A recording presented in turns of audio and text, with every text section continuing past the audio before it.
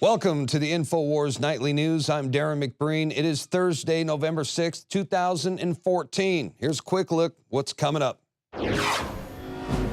Tonight, as Monsanto pushes dirty tricks against GMO labeling, activists are waking across the nation. And a Hollywood insider speaks out against false flag terror. That's next on the InfoWars Nightly News. And I am sick of being a nice guy and putting up with all this bull while a bunch of criminals run all over us and walk all over us.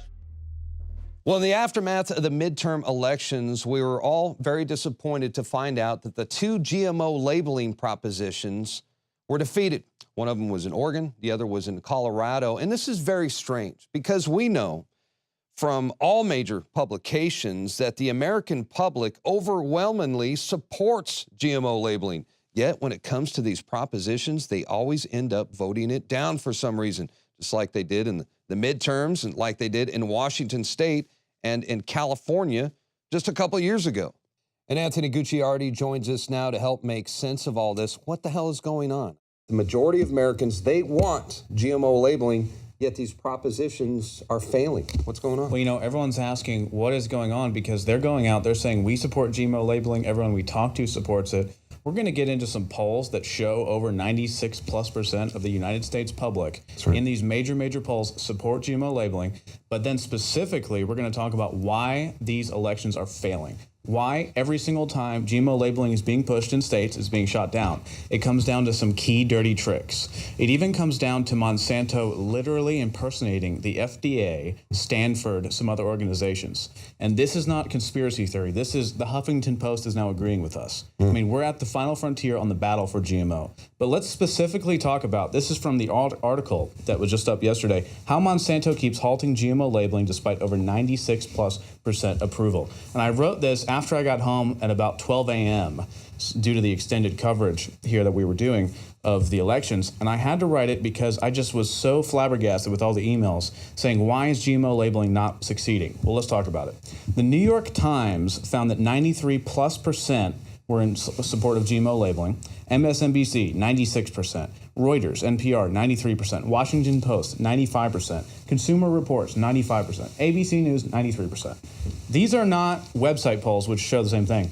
These are real, serious polling agencies every single time. So you say, if that's true, then what's going on? Something's happening. There's a disconnect between the intellectual result of saying, I'm going to support GMO labeling, and when they actually push the ballot. So what is it? It comes down to a dirty trick, primarily, where Monsanto is pretending through paying PR firms, we're going to get into the actual research, to say that it's going to cost you more. Because you've heard that, haven't you? No, these are the scare tactics that you see.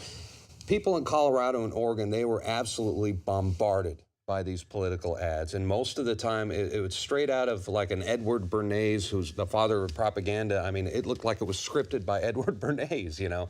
This is a guy that's wearing a cowboy hat who says he's for family farms, and he is scaring people into believing, hey, man, if you vote yes on this, your grocery bills are going to skyrocket.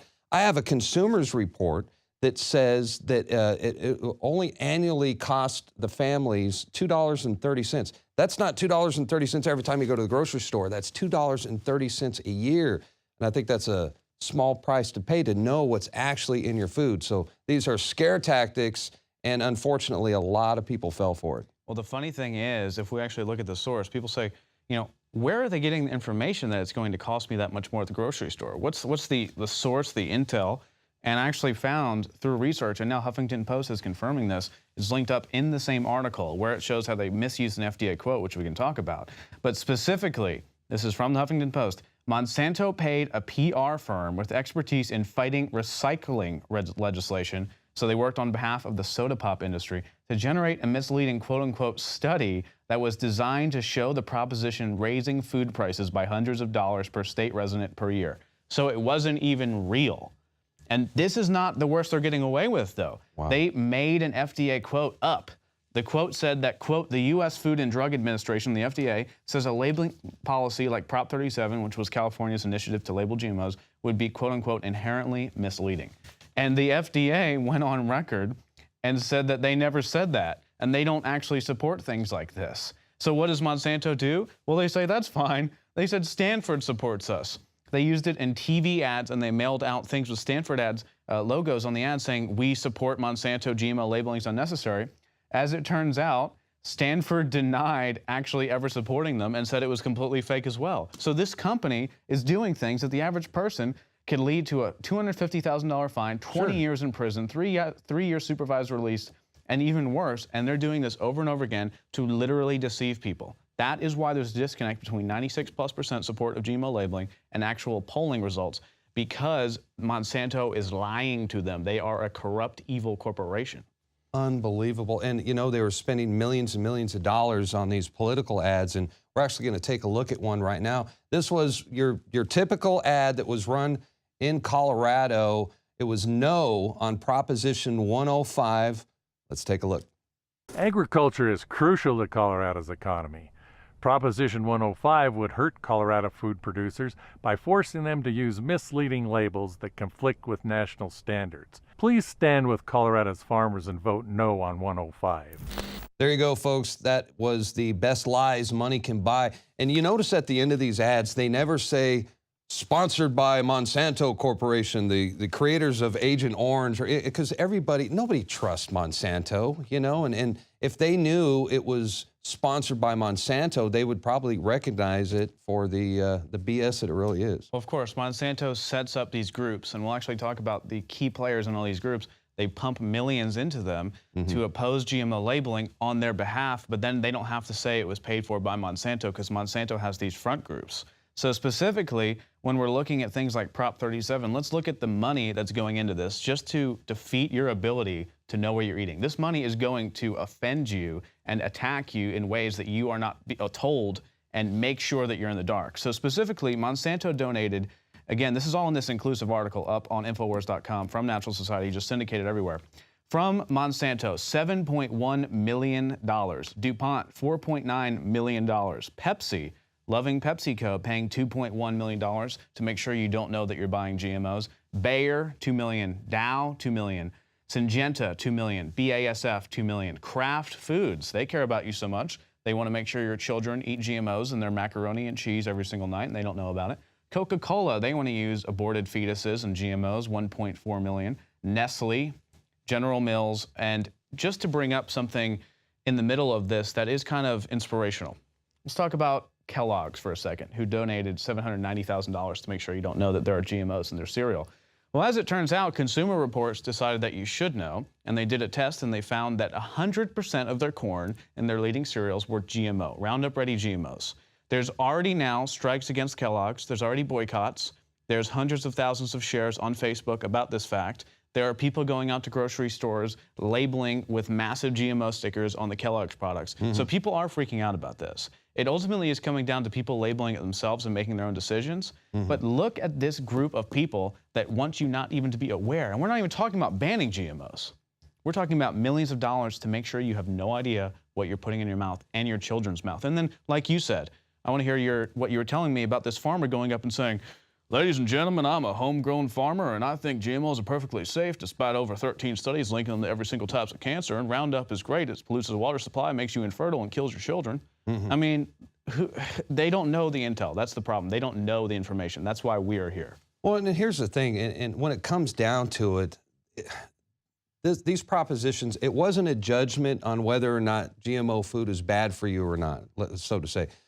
So if you're someone, for example, who perhaps you're not concerned that it's a health hazard, well, this was not a judgment on whether or not GMO food is bad or if it's good. This was simply about labeling it. This was so a consumer that we could go in, read the ingredients, and see if there's any GMO-based products on there and decide for ourselves. We have a right to know. That's what this whole thing was about. Well, it's just like if you want to know the carbohydrates in your food, or if you want to know, is there sugar in this food? Exactly. Is there a large amount of fat in this food? Well, are there or creations that have been split with genes in billion-dollar machines created by Monsanto, sprayed with Roundup that's known to cause infertility and damage your genes? Is that in my food? Gee, maybe I should have a right to know about that. And that's why 96+% of people in the United States agree with that. And we're not even getting into election rigging at this point also. We're not even getting into And I wondered about that. voter fraud, which is also another huge thing that you can bet Monsanto's got their hand in. This is just deception at a base level, making consumers think that, yeah, you know, I do want to label GMOs, but I also don't want to pay hundreds of dollars more on my grocery bill, which is a total lie. Yeah. Well, I thought what was disturbing, okay, naturally the TV heads, they're going to get bought and sold on these commercials, but they also targeted the newspapers, and these are the corporate-owned newspapers. But what they're targeting here is a smarter person who's going to look into it. So this is basically someone who's doing the research, and they trust their local newspaper, so naturally that's where they're going to go and try to figure it out. And some of these newspaper articles are horrific. I found one the other day published by The Atlantic, and where, of course, they're basically calling you a conspiracy theorist if you want GMO labeling. This is what it says in The Atlantic. No widely accepted science supports the idea that GMOs are inherently dangerous to people's health. Opposition to GMOs is nothing more than a dangerous mania. And the people in the grip of it are akin to those who refuse to vaccinate their children or who deny that human activity is changing the Earth's climate. It goes on to say that the paranoia is driven by internet rumors. Basically, they're saying you're stupid. And by the way, I found out one of the underwriters for The Atlantic, Monsanto Corporation. Well, of course, but here's how it works. There's two levels to this. There is, of course, the kind of Midwestern individual that just watches television, doesn't really know what's going on, but supports farmland. And then Monsanto has their propaganda commercials like that guy just saying, hey, you know, we're great, GMOs are great, they make us money. You don't want to pay more money to have labeling, do you? And that works. But then the second tier is they know they're intellectual individuals, like everyone watching right now, that are going to go on Google and they're going to Google, are GMO foods safe? Sure. So they target the search engine optimization, they pay writers, and they have this kind of pseudo-intellectual, weird, fake collegiate science advocacy where they fake Stanford quotes and they fake FDA quotes and they just use so much BS where they act like you're not intellectual if you don't like GMOs and you're not cool and you're not smart and the scientific community has fully accepted it. It's just like they do with fluoride. They say, there is no actual evidence that fluoride is harming your brain and harming children, but then the federal government research journals admit that it's actually neurotoxic and damaging children's brains, and then the next day, within that same week, the government says, yes, we do need to reduce levels. Yeah, it reminds me of the tobacco corporations. You know, back in the day, they used to say there was no link between cigarette smoking and cancer. So you know who did that, and right? Here we go. Who's his that? name was, we're getting into a whole bunch of subjects, but his name was, I think, Ingram Olkin, and he worked at Stanford, which Monsanto's buddy-buddy with. They have a whole wing there. Yep. And he did he's called the father of statistical lies. This came out a couple of years ago. We did an article about it. And he made up the theory that tobacco actually helped your heart because all the studies showed it was causing heart damage and everything like that. 4 out of 5 Specifically doctors cigarettes, by the way. recommend Camel cigarettes. Yes, Remember exactly. that? Yeah. Cigarettes with tar and everything, not just straight tobacco, cigarettes. And he was called the father of statistical lies because he was able to show on his breakdown that it was helping your heart, despite all of the actual real information. That's the same guy that's now saying that GMOs are perfectly safe and organic is the same as non-organic. And that was the big story a couple years ago, that there's no reason to buy organic. It's the same as conventional. It has no nutritional support. So The he has father a of proven statistical track lies did record it. from the tobacco industry, and now he's working for GMO label or against GMO labeling. Yeah, exactly. Those are the type of people that go on and they say, you're unscientific if you don't support GMO labeling. So I guess we're unscientific here with the actual stats, the actual data, looking how Monsanto fakes FDA quotes, Stanford quotes, pays off people. The father of statistical lies is on their side, though, so you just better bow down. Well, let's talk about this. There is a massive revolving door when it comes to Monsanto executives and positions in the federal government.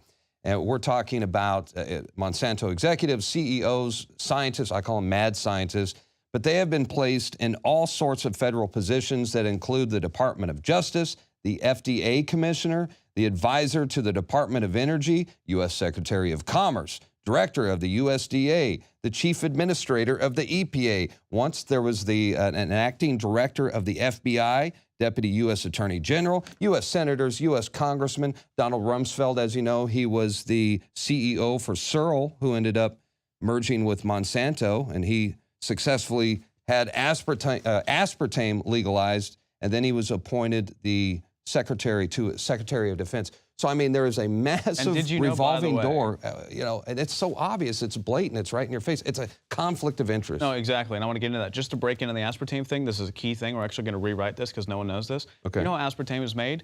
genetically modified bacteria waste. Yeah. Genetically modified bacteria crap is taken. This is from a 1998 Independent article. You can Google it. They had a Monsanto rep, and he was like, yeah, we take the genetically modified bacteria crap, and then we put it into a petri dish and let it grow, and then we Tasty. wait for the crap to ferment, and then we have aspartame. And it's like, is there any debate anymore? And as far as I know, there's over 500 officials in the United States government that worked for or currently work for Monsanto. Yeah. It's a total revolving door. That's how they, FDA is now giving them speedy approval processes on all their stuff. And anyone can go Google this right now too. Look up Monsanto US-EU trade wars. So if you remember this is from The Guardian. They said that if you don't support Monsanto, the United States diplomats did, if you don't support Monsanto, that's fine. We'll just issue trade wars against you. That's right. So the government, and World by the way, Trade the Organization. State Department Yeah. pays for pamphlets and information for Monsanto to be distributed throughout the world. Yeah. Specifically Spain, and that's who was trying to reject them. And they were saying, that's okay, Spanish government. If you reject Monsanto and biotech, we will issue trade wars against you and economically collapse you. So that's how in bed they are. They're pushing it on an agenda. And that's why everywhere else is labeling GMOs. That's why everywhere else is actually standing up for your rights in some capacity to not eat GMOs. But here, we're in the cesspit of GMO Roundup junk, just shoveling it down our throats, and we're not allowed to know we're eating it. Well, There's something wrong with that. Definitely. They want to control the world's food supply. No, I mean, absolutely. that's their end game. And I had a chance to talk with former federal crimes investigator, best-selling author, and investigative journalist Greg Palast the other day. And here's what he had to say about Monsanto's powerful reach into Washington. I mean, Monsanto is very smart. A really smart corporation understands you don't favor one party over another. You don't put your bet on one horse. You buy the racetrack. You fix the house, okay? And Monsanto is very sharp in making sure that they just load up the Democratic Party with cash. And they've been huge supporters, especially of the Clintons. And the FDA has been genetically modified at Monsanto's request. Mostly, I mean, the Bush administration had their hand in these games with Monsanto, but nothing close to what the Clintons did. And I think that a lot of Democrats who are sitting there eating bean sprout sandwiches and making sure their kids have, that they buy things that are organic, and they go to Whole Foods and they pay triple. I think that they would be shocked to find out that, in fact, a lot of those products that they think are wonderful and organic and free of any manipulation are, in fact, Frankenstein foods that are not properly labeled, care of the Clintons. That's right. It's a big problem. I mean, this is the problem of pretend partisanship. They own both parties, and that's what I guess a party is for. There you go. Greg Palast is saying that Monsanto has the Democrats in their left pocket, Republicans are in the right. Same old story. Anything you want to add to that? You know, I think overall we are winning the war against GMOs. We are pushing towards GMO labeling. Yep. And pretty much I know everyone watching this video is in full agreement with us and in full agreement with reality. And the good news is I see on a daily basis with thousands of emails and hundreds of thousands of shares on all social media platforms, we are fed up with Monsanto, and it's time for them to go. They're losing tens of millions of dollars just last quarter. They were flushing out money. No one wants their garbage products anymore. And you can vote yourself by going to the grocery store and saying, hey, I'm not going to buy this. I'm only going to buy non-GMO Project Verified. And ultimately, we will win the war. There's no question. That's right. Well, Anthony Gucciardi, thanks for hanging out. It was good to have you. And be sure to check out Anthony's latest article, How Monsanto Keeps Halting GMO Labeling Despite Over 96% Approval Rating. That's right. And, you know, like all of you, I was very disappointed when I found out that these GMO labeling propositions failed. I can't say I was too surprised, but I was very disappointed. But the good news is that GMO awareness is actually growing as a result of these campaigns. And as you're about to find out, there has been some major victories against Monsanto at the local level. We deserve to know whether the food we're feeding our families has been genetically engineered for heavy pesticides. GMO issues were on the ballot in multiple states in 2014. And by genetic modification, I don't mean creating hybrids. That's been done throughout human history. I'm talking about transgenic genetic modification. directly manipulating and combining the genes of dissimilar organisms, or even mixing the genes of plants and animals to create new chimera, new Frankenstein creations. Bills to let people know if there were genetically modified organisms in their food by requiring GMO labeling were defeated in Colorado 66 to 34% and narrowly defeated in Oregon 49.3% to 50.7%. In Oregon, 100% of the funding to stop labeling of GMO in food was out of state. 100% of the funding to stop GMO labeling was from corporations. And spending was heavily skewed to keep consumers from knowing what's in their food. In Colorado, the spread was 12 million to 7 million. In Oregon this year, it was 20 million to 9 million. A year ago in Washington, it was 22 million to 8 million. In California in 2012, it was 45 million to 9 million. Monsanto and Big Agri have spent $100 million in just the last 2 years in just these 4 states to stop the public from knowing what's in their food. As a farmer and a new mom, accurate food labels are important to me. That's why I'm voting no on 92. Money spent on propaganda and lies to convince you that GMO is safe and it's too expensive to change a label. If GMO is so great, then why wouldn't they want you to know? And why wouldn't they want to feature it on their label? Look at how effective their propaganda is. The first poll in Oregon was taken in the summer before the massive propaganda campaign. 77% in favor of labeling and only 12% opposed. U.S. food companies already label in 64 countries. Shouldn't they label here too? Why can't we have GMO labeling? We have required labeling of food for many things like artificial flavors and colors, chemical preservatives, fat, oil, the percentages and kinds of fats. But you can't know if it has GMO. There are a couple of forms of certifications now, but it can be confusing. If we look at the difference between USDA organic certification versus the non-GMO project, non-GMO is cheaper than organic, and some have accused it of blurring the line between organic and non-organic. For example, chicken with the non-GMO project label could still have antibiotics and synthetic hormones. USDA organic would have neither. The non-GMO project would also allow pesticides, as long as they're not GMO pesticides, to be sprayed on the crops. But on the other hand, USDA organic doesn't go back as many levels in the certification to see if there is any genetic modification. Are you confused yet? Wouldn't it be better if we could just stop the direct manipulation and mixing of the genes of plants and animals in order to create these kind of Frankenstein chimera in the first place? But that would require banning the practices of Monsanto. But they have a foothold on the American government and on the political process here. It would require defeating them on the ballot. Is that impossible? No. Although attempts to get GMO labeling at the state and national level has failed, local bans at the county level have been successful. Before this election, there were already several county bans on growing GMO. 2 counties in Oregon, 1 county in Washington, 4 counties and several cities in California were joined by Humboldt County, California, which also passed a ban on Tuesday. We're not mega farms here. Our small family farms and pasture-based dairies have a great advantage in the growing market for organic and non-GMO foods. I don't want to have to tell you that the food I'm raising for you has been cross-pollinated by GMOs. You can help our family farms continue to thrive by voting yes on Measure P. Yes, sir, on Measure P. And there was a huge anti-GMO victory in Maui County, Hawaii, as part of the 2014 elections. In spite of Monsanto and Dow spending $8 million, which was a new record for ballot measures in Hawaii, they were defeated, and by just 1,000 votes. Monsanto outspent the people of Hawaii 87 to 1, $300 for every vote they got. But they still lost. Monsanto and Dow created a PAC, a political action committee, to run ads and called it Citizens Against the Maui County Farming Ban. The farming ban part was a lie. It wasn't a ban on farming. It was a ban on GMO farming. Big difference. The citizens part was also a lie. It was funded solely and exclusively by Monsanto and Dow. It wasn't a Citizens Against Farming ban.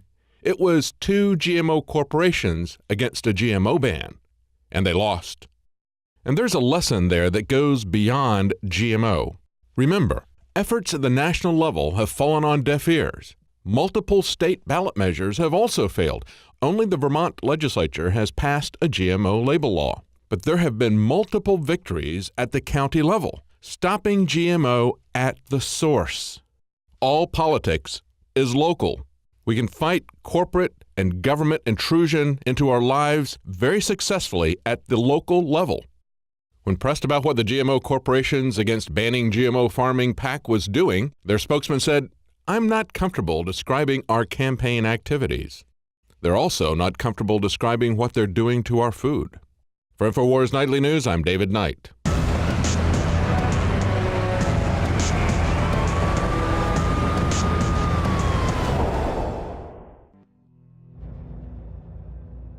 Hi, I'm Dr. Group. Today, I'm proud and excited to announce a new product to the InfoWars Life product line. Introducing the first proprietary oxygen-based intestinal cleanser, OxyPowder. Backed by real FDA-approved phase 1, 2, and 3 clinical trials. People are suffering from all kinds of digestive issues these days. All the toxins from the air, the food, the water, everything that you're exposed to on a daily basis ultimately ends up in the gut or affects the gut. My main focus was to come up with a remedy for this, something that's safe and effective that anyone can take on a regular basis to keep their intestinal lining clean. You have over 30 feet of intestinal lining that can be compacted, that can be toxic, that can be full of parasites, fungus, bacteria. What are you doing to keep that clean and flushed out? My recommendation is to clean your intestines at least 2 to 3 times a week to prevent the toxic buildup from going into your bloodstream. You owe it to yourself to take your health into your own hands and start cleansing your body today with OxyPowder. Secure your OxyPowder today at InfoWarsLife.com. That's InfoWarsLife.com. The globalist social engineers are not just targeting us with propaganda. They are manipulating our genetics. We are being targeted at every level by estrogen mimickers that lower our testosterone and other hormones and natural compounds that the body needs. After consulting top doctors, nutritionists, pharmacists, and others, we have developed what I believe is the ultimate non-GMO organic super male vitality formula sourced from powerful organic herbs and then concentrated for maximum potency. Super Male Vitality was developed to activate your body's own natural processes instead of using synthetic chemicals. Super Male Vitality by InfoWars Life is so powerful that I only take half the recommended dose. For a limited time, we are offering 15% off Super Male Vitality at InfoWarsLife.com to introduce you to this powerful supplement. Visit InfoWarsLife.com today to secure your Super Male Vitality. InfoWarsLife.com.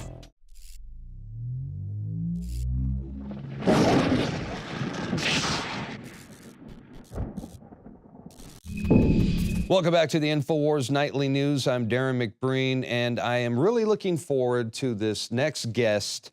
This ought to be interesting. His name is Nathan Folks. He is a film producer and a talent manager who started out at Paramount Pictures. This guy, he's worked with everyone from Woody Harrelson to Leonardo DiCaprio, Dennis Hopper, you name it. And now he is working with a group called Exposing the Big Three. And they are planning a class action lawsuit against the federal government to expose what they believe are false flag terror attacks orchestrated by the United States government. Mr. Folks, thanks for joining us. Thanks for having me. Hey, tell us a little bit more about Exposing the Big Three. Who's involved in this group, and what sort of false flag terror attacks do you plan to expose? Well, we're just now getting started and developing a case that will bring light to some of these major events that have happened. Unfortunately, these events have been events that have been faked, have been a hoax, and we feel Jim Fetzer and David Weiss and some others have come to me, and we have decided, as well as Wolfgang Halbig, that we should get together and develop a class action lawsuit against the federal government for these perpetrated events that don't make any sense. And we all have ample proof that these events that have occurred have been faked. So you're talking, I would imagine the big three would be 9/11, Sandy Hook, the Boston bombing. Is that what you mean by the big three? Are there more? Yeah, no, those are the big three that we're exposing. 9/11 Truth Movement has been active for quite some time. I think Sandy Hook is now, a lot of new evidence is coming to light, so we can utilize that.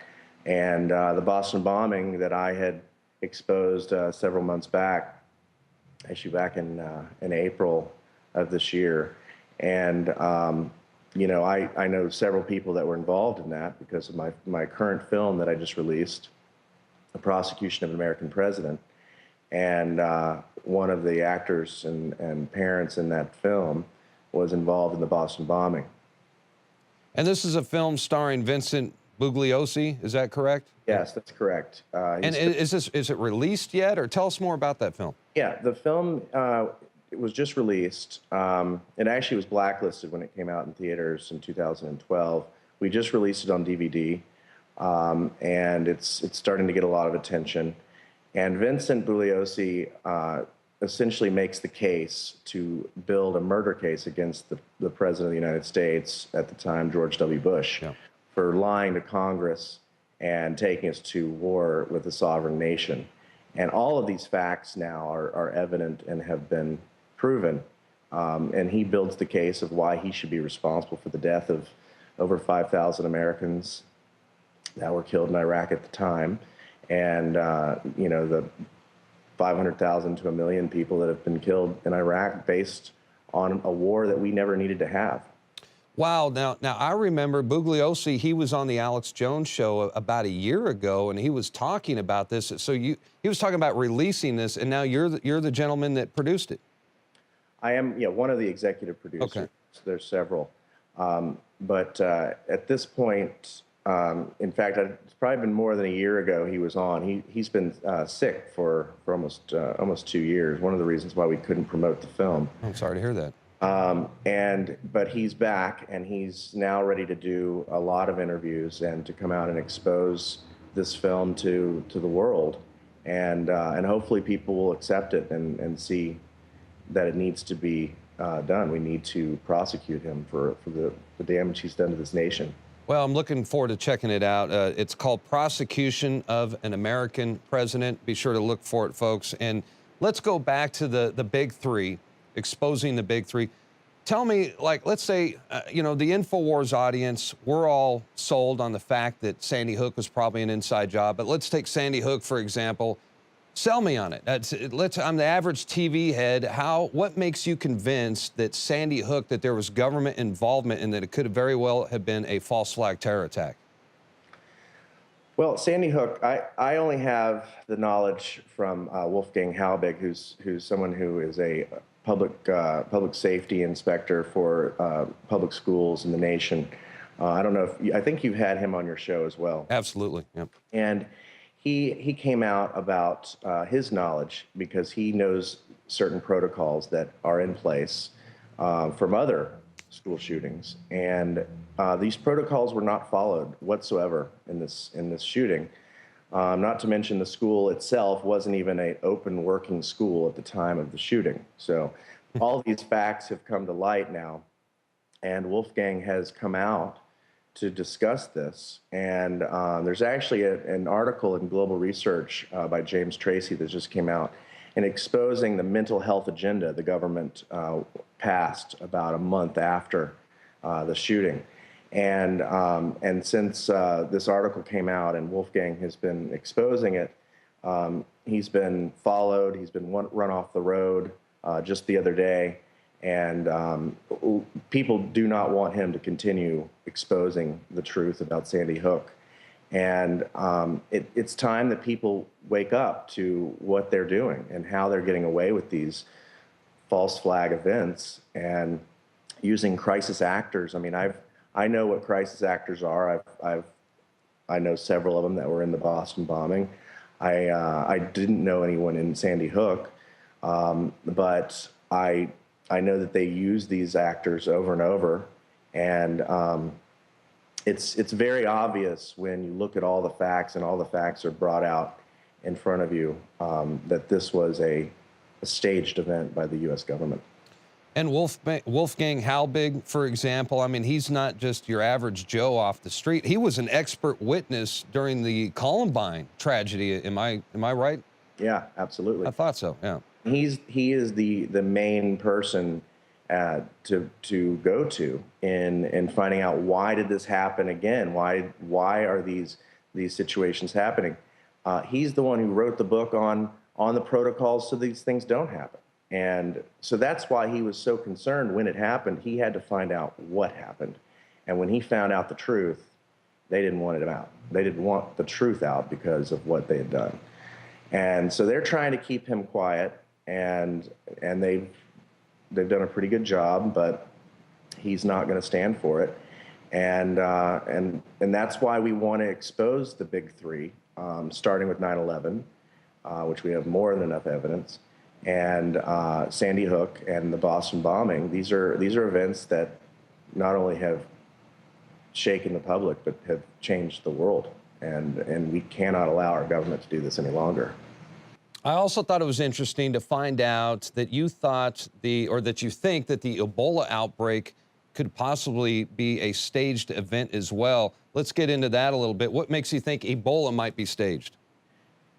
I've grown up with a father at the CDC for the last 30 years, and I've made a documentary on emerging viruses, epidemics, and I have been a part of watching protocols put in place for viruses such as Ebola.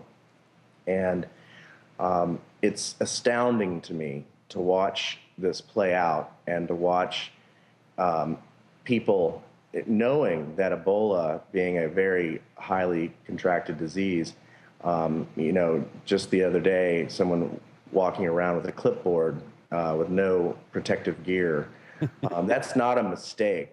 And it's because it's part of a scene. There's certain things they don't have to do because they don't need to protect themselves if it's not a real virus.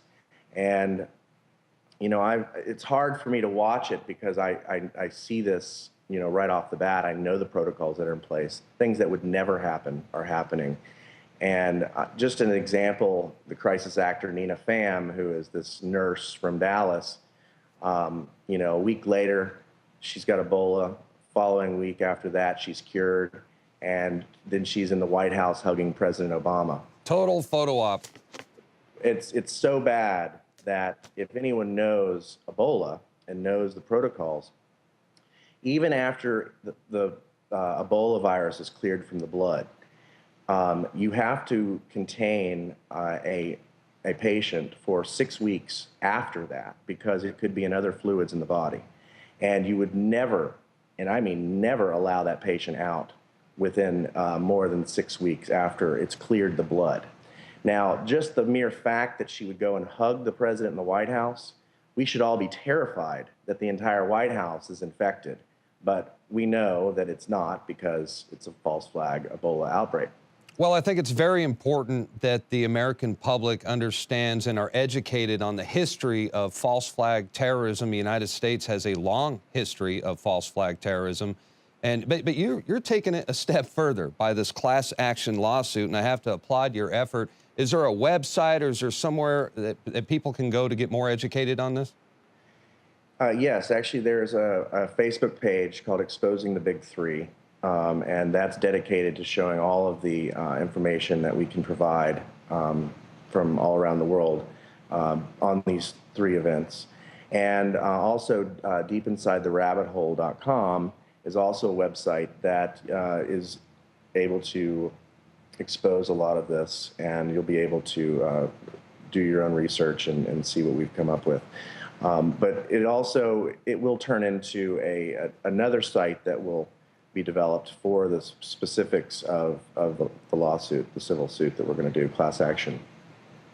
Well, fantastic. More power to you, Nathan. Folks, thank you for joining us. Keep us updated, because I sure would be interested to see how this this class action lawsuit goes. So please keep us updated on that.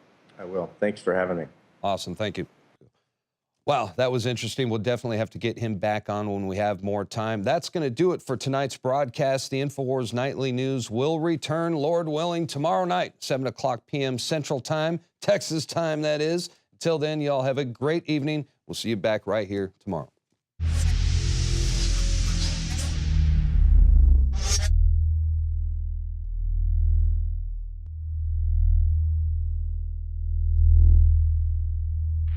Hi, I'm Dr. Edward Group. Today I'd like to talk about the war on women. You've experienced and heard about the benefits of super male vitality. Now, the new formula has arrived. Introducing the new Super Female Vitality. I have specifically designed this formula to help the body naturally regulate itself without the use of artificial hormones. Key ingredients chosen from the highest quality sources. Each of these ingredients works synergistically with the female body in order to maximize overall vitality. You've heard the reviews and the feedback on how the original Super Male Vitality has revitalized relationships. Now, both the man and the woman can have the revitalization in their own bodies with Super Male Vitality and Super Female Vitality. Secure your Super Female Vitality today from our limited stock at InfoWarsLife.com.